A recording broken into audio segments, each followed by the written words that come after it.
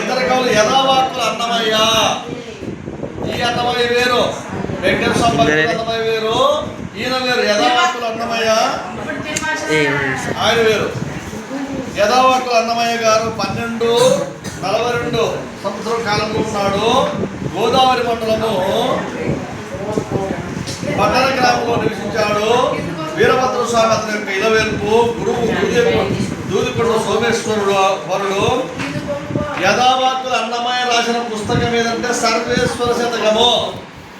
సర్వేశ్వర శతకాన్ని ఎవరు రచించారని మీకు పెట్టి వస్తే వేమన్ రాశాడా, యథావాక్కులు అన్నమయ్య రాశాడా, తాళ్ళపాకి అన్నమయ్య రాశాడా, ఎర్రన్న రాశాడా వస్తే ఎవరు రాస్తారు మీరు?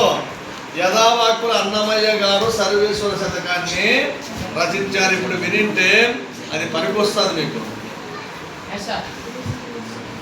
తర్వాత కవి చక్రపాణి రంగన్న గారు. ఇతడు శివకవుల సమకాలికుడు, వైష్ణవ భక్తుడు.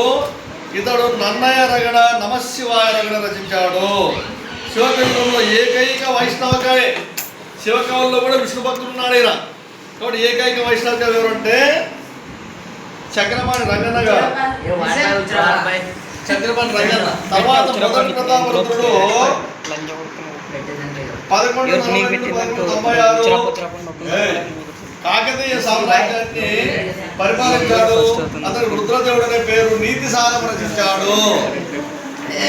నీతి శాస్త్రం ముక్తావళి అనేది చాలా ముఖ్యమైనది. నీతి శాస్త్రం చాలా విలువైన పుస్తకం. ఎప్పుడు దొరికితే తీసుకోండి. తొలి తెలుగు సంకలన గ్రంథము నీతి. సకల నీతి సమ్మతము. సకల నీతి సమ్మతాన్ని ఎవరి కూర్పు అంటే మడికి సింగన్న గారు దానికి కూర్పు వహించారు.